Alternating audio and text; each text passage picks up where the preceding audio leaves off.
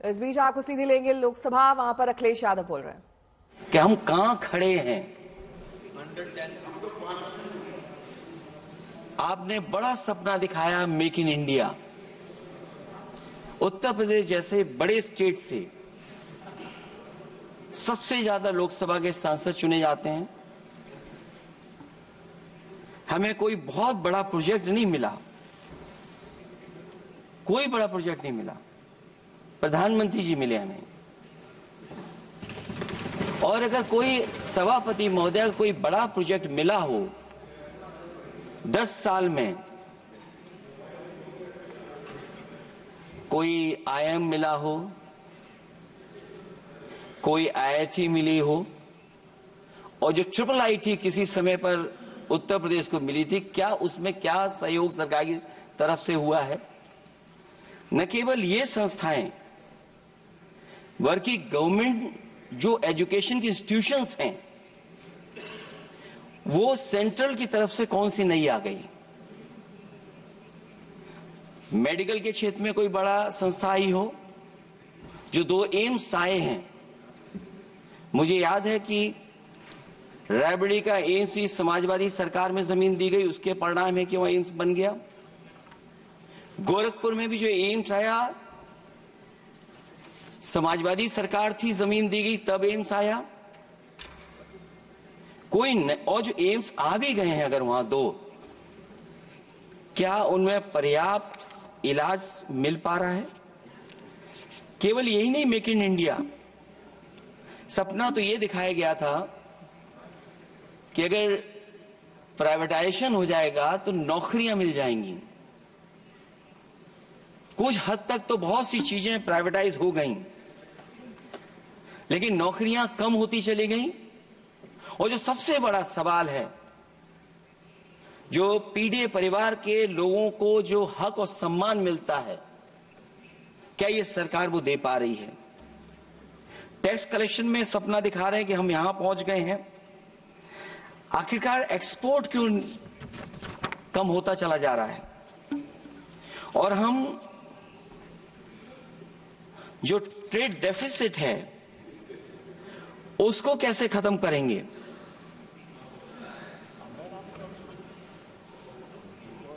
दस साल में अगर हम वहीं के वहीं खड़े हैं और कोई ऐसा कुछ न दिख रहा हो, और परिणाम जो रिजल्ट आए हैं यूपी के, उसमें दिखाई दे रहा है कि आपने कितना काम किया है। सभापति महोदय, अगर ये सब कुछ अच्छा किया होता तो क्या परिणाम ऐसे आए होते? जहां हारे ही नहीं हैं आप, सीटें ही कम नहीं हुई हैं। देश के प्रधानमंत्री जी भी वोट से हारे हैं, वोट से हारे हैं। जो कभी 5 लाख तक जीतना था जिन्हें, या 10 का टारगेट बनाया था, कितने से जीते? तो कम से कम इन चीजों को तो देखें। मैं जब सुनता हूं सत्तापक्ष लोगों को, तो मुझे वो लाइनें याद आ जाती कि वो झूठ बोल रहा था, बड़े सलीके से मैं एतवार न करता तो और क्या करता।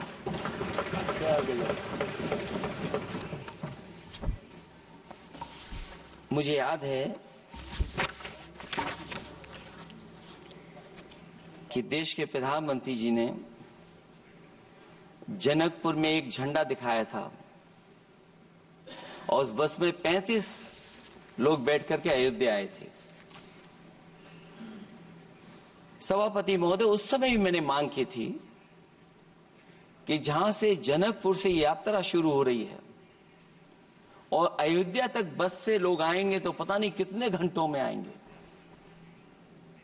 मैंने मांग की थी कि वहां से लेकर के अयोध्या तक एक्सप्रेस वे बनना चाहिए, कि कम से कम जो जनकपुर से आए और अयोध्या दर्शन करने आ रहे हैं और बस से आ रहे हैं, कम से कम उनकी तकलीफ परेशानी तो कम होती। जो आप कहते हैं कि एफडीआई बहुत आया है, मैं अभी सुन रहा था, कहा कि टेलीफोन बनने लगे, टेलीफोन बंद नहीं रहे हैं, मोबाइल बंद नहीं रहे हैं। वो समाजवादी पार्टी के समय पर नोएडा में जो इंडस्ट्रियल पॉलिसी थी, इलेक्ट्रॉनिक पॉलिसी थी, उसके तहत आई थी। वो इंडस्ट्री जितनी आई है उस समय उस पॉलिसी के तहत आई और बन नहीं रहा है, मेक इन इंडिया नहीं हो रहा है। लेकिन जमीन किसने दी है? जमीन किसने दी थी उन लोगों को? बिना जमीन पर हवा में बना दो तो मैं आपका धन्यवाद दूंगा। उस पॉलिसी के तहत वो झूठ बोल रहा था बड़े सलीके से। आप कह रहे हैं कि एफडीआई लाए हैं हम लोग। एफडीआई, अगर पूरे देश का हम एफडीआई देखें तो उत्तर प्रदेश को कितना एफडीआई मिला है? सभापति महोदय, अगर 1% से ज्यादा भी एफडीआई उत्तर प्रदेश को मिला हो तो बताइएगा आप। जो प्रोजेक्ट डिले हो रहे हैं, जिसकी वजह से कॉस्ट ओवररन हो रही है, उसका जिम्मेदार सभापति महोदय कौन है? डबल इंजन की सरकार है। लखनऊ में भी सरकार आपकी है, दिल्ली में भी सरकार आपकी है। आखिरकार ऐसा क्यों हो रहा है? और आज ही जब सदन में सभापति महोदय हम लोग आए हैं तो एक और रेल एक्सीडेंट की खबर सुनी है। जब से ये सरकार आई है, रेल एक्सीडेंट्स और पेपर लीक में कंपटीशन चल रहा है कि कौन आगे जाएगा।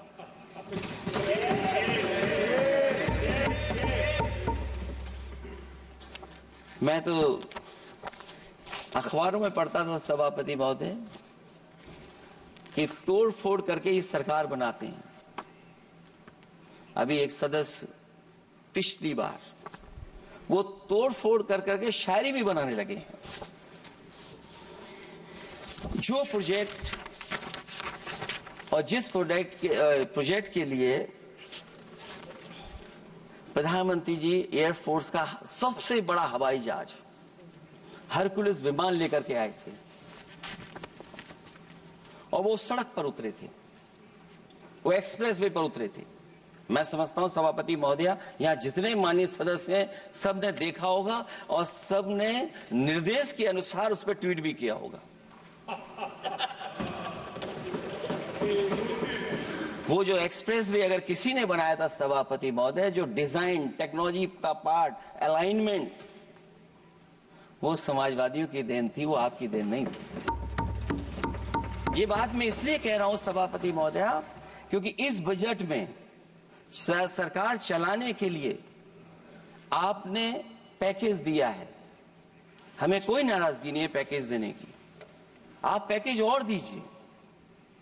लेकिन अगर आप बक्सर से भागलपुर एक्सप्रेस वे बना रहे हैं तो आप उत्तर प्रदेश की पूर्वांचल एक्सप्रेस वे को क्यों नहीं जोड़ रहे हैं? और मैं तो कहूंगा आपसे कि केवल अगर आप 25 किलोमीटर जोड़ देंगे, जहां पूर्वांचल एक्सप्रेस वे रुक गया था, केवल 25 किलोमीटर आप जोड़ देंगे तो दूसरे काम को अपना जो बनाते हैं, आप ये कह पाएंगे कि दिल्ली से लेकर के आपने भागलपुर तक एक्सप्रेस वे दिया है। हाँ जी, वो अभी से नहीं, बहुत पहले से बन रहा है। बहुत पहले से बन रहा है। मैं ये नहीं कहना चाहता कि क्या दिया आपने, मैं ये कहता हूं कि अगर आप बक्सर से भागलपुर एक्सप्रेस वे दे रहे हैं केवल बिहार के लोगों को खुश करने के लिए, मैं उससे सहमत हूं कि आप बिहार की तरक्की के लिए एक्सप्रेस वे दें। लेकिन जो पखनपुरा, जो आखिरी गांव है जहां पर छूट गया है, वहां से आप क्यों नहीं जोड़ रहे हैं? और हमारे स्टेट के लिए आप कोई नया एक्सप्रेस वे क्यों नहीं दे रहे हैं? आप हमारे लिए क्यों नहीं दे रहे हैं एक नया एक्सप्रेस वे? आप दिल्ली के बजट से दे रहे हैं, आप यूपी अपने बजट से बना रहा है। आप बताइए कोई यूपी को आपने एक्सप्रेस वे दिया हो? कोई एक्सप्रेस वे नहीं दिया। और मैं तो कहूंगा, और याद दिलाइएगा अपनी सरकार को, एक बुंदेलखंड एक्सप्रेस वे बना था, अभी बताएंगे आपको उसका भी। सभापति महोदय, एक बुंदेलखंड एक्सप्रेस वे दिया सरकार ने, उत्तर प्रदेश सरकार ने, वो दिल्ली के बजट का नहीं है। मैं मांग कर रहा हूं कि दिल्ली के बजट से कोई एक्सप्रेसवे मिलना चाहिए। जो बुंदेलखंड एक्सप्रेसवे दिया, प्रधानमंत्री जी उद्घाटन कर करके वापस लौटे, अब रिपेयर का पैसा कौन देगा? वो आज भी रिपेयर मांग रहा है। सभापति महोदय, कोई कल्पना कर सकता है कि नया एक्सप्रेसवे बना हो जिसका प्रधानमंत्री जी ने उद्घाटन किया हो, वो आज रिपेयर मांग रहा हो? और वो एक्सप्रेसवे 6 लेन नहीं है, वो 4 लेन है। मैं इसमें भी सुझाव देना चाहता हूं, ये जो बुंदेलखंड वाला एक्सप्रेसवे है, ये अभी 15,000 करोड़ से ज्यादा का बना है स्टेट गवर्नमेंट का। इसको मुनाफा नहीं हो रहा, टोल कलेक्शन नहीं है बहुत ज्यादा। इसको सतना से जोड़ दिया जाए और बुंदेलखंड जहां से शुरू हो रहा है हमारे डिस्ट्रिक्ट इटावा से, कम से कम उसको हरिद्वार तक ले जाना चाहिए। अगर हरिद्वार से लेकर के सतना लोग चले जाएंगे तो शायद बुंदेलखंड के लोगों को भी लाभ होगा। और सबसे बड़ी बात है सभापति महोदय, दिल्ली और लखनऊ मिलकर के उन एक्सप्रेसवे की सेफ्टी से और उसकी डिजाइन से खिलवाड़ कर रहे हैं। जो इंडियन रोड कांग्रेस कहती है, जो डॉक्यूमेंट कहता है, वो ये कहता है कि मीडियन सड़क का 12 मीटर से लेकर के 14 मीटर होना चाहिए। आप जाकर के देख के आइए, जो पूर्वांचल वाला बना है उसका मीडियन कितना है? क्या भविष्य में आपने चलने वालों की सेफ्टी के साथ खिलवाड़ की है कि नहीं की है? ये आपको विचार करना पड़ेगा। जिस समय लद्दाख और चीन को लेकर के सवाल उठा था सभापति महोदय, उस समय पॉलिटिकल पार्टी से सुझाव मांगे गए थे और सुझाव ये मांगे गए थे कि आप क्या सुझाव देना चाहते हैं। तो उस समय जो सुझाव समाजवादी पार्टी ने दिया था, वो सुझाव ये था कि लिपू लेक से लेकर के आपके ग्वालियर तक 6 लेन हाईवे बनना चाहिए। कभी जरूरत पड़ने पर सीमाओं पर हमारी फौज का आना जाना जल्दी हो जाए। और मुझे याद है, जो अखबारों में मैंने पढ़ा था, सरकार ने उसको स्वीकार कर लिया था कि 6 लेन हाईवे बनेगा वो। लेकिन जब टेंडर की बात आई तो सुनने में आया कि वो 4 लेन बनने जा रहा है। और अभी जब वो काम हो रहा है, जब काम मैंने दोबारा उसको देखा तो पता लगा कि डबल लेन पेव शोल्डर बन रहा है। सोचिए, कहां 6 लेन बनाने की बात थी, आप डबल लेन पेव शोल्डर बना रहे हैं। और पता नहीं कौन उस हाईवे को डिजाइन किसने किया है डिजाइन, कि जितने भी कस्बे उसके आसपास पड़ रहे हैं, कस्बे वाले अब नाला कहां से बनाएं, घर ऊंचा करें कि सड़क को तोड़ें। बहुत सारे कस्बों को वो समस्या के संकट में डाल दिया है सरकार ने।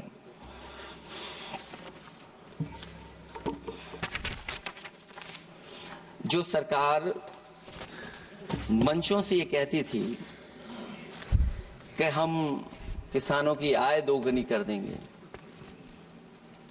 आज तो 11 साल हो गए सरकार को। किसान की आय दोगुनी हो गई क्या सरकार बताए? और अभी मैं बहुत सारे माननीय सदस्यों को जब सुनता हूं तो वो कहते हैं कि हम एमएसपी दे रहे हैं। अगर आप एमएसपी दे रहे हैं तो उसकी कानूनी गारंटी क्यों नहीं दे रहे हैं आप कानूनी गारंटी दीजिए। और फिर कई बार सुनने को मिलता है कि हॉर्टिकल्चर क्रॉप्स के लिए आप क्या कर रहे हैं, उसके एमएसपी की कब तैयारी करेंगे आप? और फिर आय दोगुनी में आप कितना देंगे किसान को? जो पिछले बार बजट में कहा गया था कि एग्रीकल्चर इंफ्रास्ट्रक्चर के लिए 1 लाख करोड़ देश को मिलेगा। अगर 1 लाख करोड़ देश को मिला होगा एग्रीकल्चर इंफ्रास्ट्रक्चर को, तो कम से कम यूपी का शेयर कुछ तो रहा होगा। सभापति महोदय, सरकार ने अगर एक भी मंडी बनाई हो तो बता दें। हाँ, ये अलग बात है कि अगर आप कोई चीज सुधारने के लिए कोई परिवर्तन कर रहे हैं, स्टोरेज के लिए किसी को पहले ही बता दे रहे हैं, वो बात अलग है। लेकिन किसान कहां जाएगा जहां उसको रेट मिलेगी? और फिर ये इस बजट में कहा जा रहा है कि हम 109 high yielding and climate resilient varieties लाएंगे। तो सभापति महोदय, हम अपने माननीय मंत्री से कहेंगे कि वो ग्लोबल वार्मिंग के लिए जो आप काम पिछले कितने वर्षों से कर रहे हैं, क्या हुआ उस ग्लोबल वार्मिंग का? COP21 में भी आप हुआ है, G20 में भी आपने आश्वासन दिया और कुछ नहीं किया, तो आपको क्या लाना पड़ रहा है? 109 high yielding climate resilient varieties. आप मुझे बताओ किसान पर कब तक पहुंचाओगे आप, और उसको पहुंचाने के लिए आपके पास क्या इंतजाम है? और फिर दूसरे पैराग्राफ में फिर बदल जाते हैं आप। अभी आप बात कर रहे हैं रेजिलिएंट वैरायटीज की, और फिर आप कह रहे हैं कि हम नेचुरल फार्मिंग को बढ़ावा देंगे। सभापति महोदय, इस सरकार बताए कि रेजिलिएंट क्रॉप सीड्स कब तक पहुंचा देंगे, उससे लाभ किसानों को कैसे मिलेगा, और फिर नेचुरल फार्मिंग जो अभी भी कर रहा है किसान कई जगह पर, उसके लिए क्या अलग से पैकेज है आपके पास बजट में? आपने तो केवल सभापति महोदय एक चीज सीखी है पार्ले जी बिस्किट से, महंगाई और मुनाफा। इस सरकार ने 10 साल में डीएपी की बोरी को, खाद की बोरी को छोटा कर दिया। इससे और ज्यादा छोटा मत करना आप। और आपने डीएपी, जब किसान डीएपी लेने गया तो सरकार ने कहा कि बिना नैनो यूरिया के आप नहीं मिलेगा आपको। मैं सरकार से जानना चाहता हूं कि नैनो यूरिया से क्या लाभ पहुंचा है किसानों को, ये बताइए। नैनो यूरिया से क्या लाभ पहुंचा है सरकार बताए।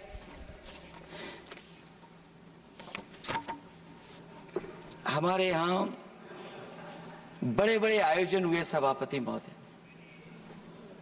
इन्वेस्टमेंट मीट के बड़े बड़े आयोजन हुए इन्वेस्टमेंट मीट के, और 5 लाख करोड़ के एमओयू साइन हो गए, 5 लाख करोड़ के। मैं ये सभापति महोदय, बजट हमारी क्या मदद कर रहा है उत्तर प्रदेश के उद्योग लाने के लिए? और ऐसे आयोजन हुए जिसमें देश के प्रधानमंत्री आए, देश के राष्ट्रपति आए, और देश के जितने बड़े उद्योगपति सब आए थे। लेकिन आज यूपी को क्या मिला वहां पर? किसानों के लिए एग्रीकल्चर सेक्टर में बड़े बड़े एमओयू हुए, लेकिन आज जमीन पर कुछ नहीं दिखाई दे रहा है। मुझे याद है समाजवादी सरकार में, क्योंकि देश का सबसे ज्यादा उत्पादन दूध का अगर कहीं हो रहा है तो उत्तर प्रदेश में हो रहा है, और उस उत्पादन को बढ़ावा देने के लिए और इन्वेस्टमेंट लाने के लिए उस समय की सरकार ने फैसला लिया कि अगर बाहर से भी कोई डेयरी या डेयरी प्लांट लगाना चाहेगा तो उसमें सरकार सहयोग करेगी। और परिणाम यह हुआ कि गुजरात की 3 अमूल प्लांट लग गए यूपी में। तो मैंने उद्घाटन किए, एक देरी से हुआ तो देश के प्रधानमंत्री जी ने किया, लेकिन उसके बाद कोई नया प्लांट आया हो तो बता दें। जो अमूल से पुरानी संस्था है, क्या उसका सहयोग कुछ करेंगे आप लोग? क्या आप पराग का सहयोग करेंगे कुछ? न केवल दूध उत्पादन में उत्तर प्रदेश आगे है, बल्कि चीनी में और गन्ने की पैदावार में भी कभी आगे कभी पीछे होता है। किसानों को भरोसा दिलाया गया था कि उनकी भी आय दोगुनी हो जाएगी, उनको भी बहुत सुविधाएं दी जाएंगी, बिजली फ्री दी जाएगी। सभापति महोदया, उन्हें फ्री बिजली नहीं दी सका। ये आश्वासन था आपका। और आज अगर उत्तर प्रदेश पिछड़ इसलिए रहा है क्योंकि सबसे महंगी बिजली अगर कहीं कोई पा रहा है तो उत्तर प्रदेश पा रहा है।